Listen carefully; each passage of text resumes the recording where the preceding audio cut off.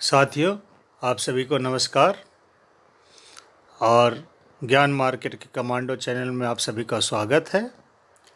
अगर इस चैनल पर पहली बार आए हैं तो इस चैनल को सब्सक्राइब कर लें, बेल आइकन को दबाएं और कमेंट भी ज़रूर करें।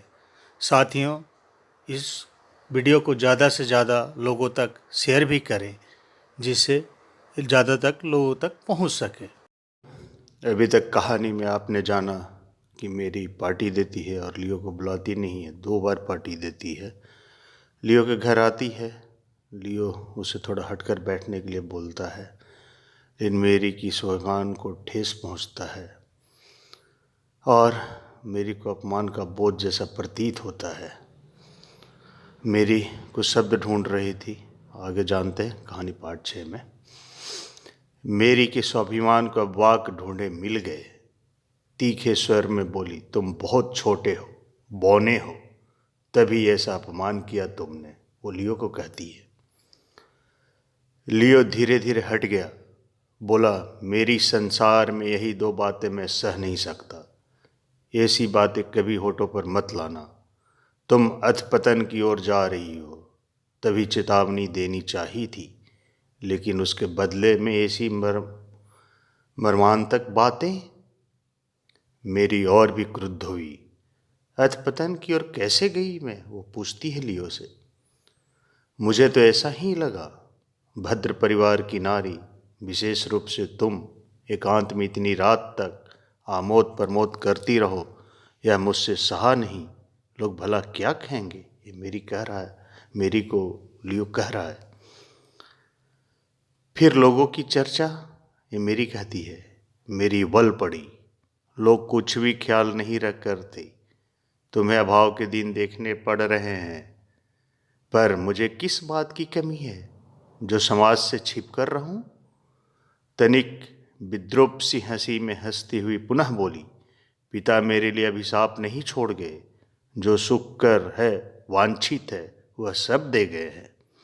जिसके पास इतना सब है, उसने यदि 2 बार मेहमानों को भोजन के लिए कभी कभार आमंत्रित कर भी दिया तो कौन करेगा दोषारोपण? मेरी इतनी सारी बातें कह सकती है, लियो इसकी कल्पना भी नहीं कर सकता था। कितना स्नेह था, कितना करुणा थी। फिर वह तीव्र विष, बिल्कुल निष्प्राण सा अवसादग्रस्त बैठा रहा। कोई उत्तर या प्रतिवाद उसे ढूंढे ना मिला। गुस्से से उफनती मेरी चली गई। यह उसने देखा, लेकिन उसे लौटा न सका। विशेष इच्छा भी न रही। फिर भी शायद 2 बातें कर सकता तो अच्छा होता, ये लियो सोच रहा था।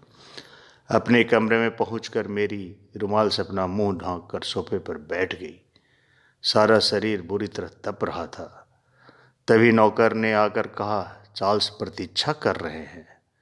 मेरी ने रुमाल मुंह से हटाकर डपटते हुए कहा, भगा दो उसे। नौकर चकित रह गया। कुछ देर चुपचाप खड़ा रहने के बाद वह चला गया। चार्ल्स के पास जाकर बोला, तबीयत ठीक नहीं है, इस समय भेंट नहीं होगी। चार्ल्स ने उत्कंठा से कई प्रश्न किए।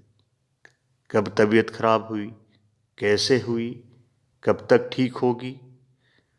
बहुत सी बातें एक सांस में कह गया, पर उत्तर ना मिला। अभी अभी फटकार खाने के कारण नौकर कुछ बिगड़ा हुआ था, पर क्यों डांटा गया यह रहस्य उसकी समझ में ना आया। बोला, मुझे इतना सब मालूम नहीं। निराश होकर चार्ल्स ने उसके हाथ से में एक गुलदस्ता दिया और कहा, मेरी ओर से उन्हें दे देना। नौकर ने उसे बगल की मेज पर रखकर कहा, उनके नीचे आने पर दूंगा। करीब 1 महीना हो गया साथियों, किसी ने किसी से भेंट न की। मेरी का ख्याल था कि उसके बचपन के साथी ने उसके तन मन को जिस ममता के आवरण में ढक दिया था, उसे वह थोड़ा थोड़ा कर काट चुकी है और उस पर अब न कोई स्नेह है, न माया मोह, तनिक सा भी संबंध उसके साथ नहीं। इसी 1 महीने के भीतर वह इन बातों को दिन रात मन ही मन दोहराती रही। लेकिन जितना अधिक वह इन पर विचार करती, उतना ही स्वयं को छलती रही। अपने हृदय में उसने एक दिन भी झांक कर नहीं देखा। नहीं तो देखती कि वह लियो और वह आमने सामने आठों प्रहर बैठे हैं, प्रेमालाप नहीं केवल कलह कर रहे हैं। उठते बैठते सदा वह सोचती रहती, किस प्रकार से इस कलह को और पेचीदा बनाया जा सकता है, किस प्रकार नित्य नए उपाय खोजने से लियो की खींच को बढ़ाया जा सकता है। क्यों मेरी ये भी सोच रही थी, किस तरह का आचार व्यवहार आरंभ करने पर उसे और भी क्षीण किया जा सकता है। इस बीच 2 बार और शानदार भोजन का आयोजन हुआ। व्यय की अधिकता और आयोजन की भव्यता देखकर गांव के लोगों ने अत्यधिक प्रशंसा की, पर उसमें उसका मन नहीं जमा। मानस नेत्रों से वह केवल देखना चाहती थी कि इन सारी बातों को सुनकर लियो का चेहरा कैसा सूख गया है, कैसे पीला पड़ गया है। वह कानों से सुनना चाहती थी कि लियो किस प्रकार आंतरिक यंत्रणा से उद्वेलित हो लंबी लंबी सांसें खींच रहा है। इतना धन व्यय तभी तो सार्थक होगा। अर्थ व्यय का कारण लियो है और उद्देश्य है उसे पीड़ा पहुंचाना। ये मेरी का सोचना था साथियों। पर उसे लगा कि वह अपने उद्देश्य में सफल नहीं हो पाई है। एक दिन उसने और भी शानदार पार्टी का आयोजन किया जो रात भर चलती रही। भीड़ से परे हटकर मेरी एक किनारे बैठकर सोचने लगी कि लियो शायद अब तक जागा होगा और उस रंगरेली को खिड़की खोलकर देख रहा होगा। पर उसने पाया कि जलते दीपक लियो ने अवश्य देखे, लेकिन उसी समय अब उपेक्षा से खिड़की बंद कर वह पलंग पर लेट गया और गहरी नींद में डूब गया। मेरी छटपटाकर उठ बैठी। अपने ही बात वह स्वयं न समझ पाई। उसे लगा इतना उत्साह समारोह सब बेकार गया। उसने तो इस ओर ध्यान भी नहीं दिया। जलन पर जलन। मेरी संपन्न थी, लियो दरिद्र। उसके पास विशाल संपदा थी जबकि लियो के पास कुछ भी न था। जनसाधारण उसका कितना मान सम्मान करते थे जबकि लियो को कोई पहचानता तक न था। फिर वह इतनी ऊंचाई पर बैठा था कि मेरी अपना सारा धन खर्च करके भी उसके निकट फटक न पा रही थी।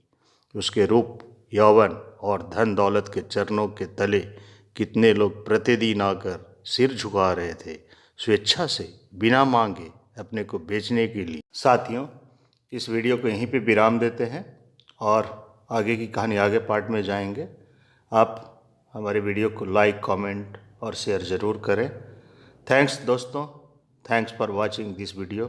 Thank you, thanks for everyone.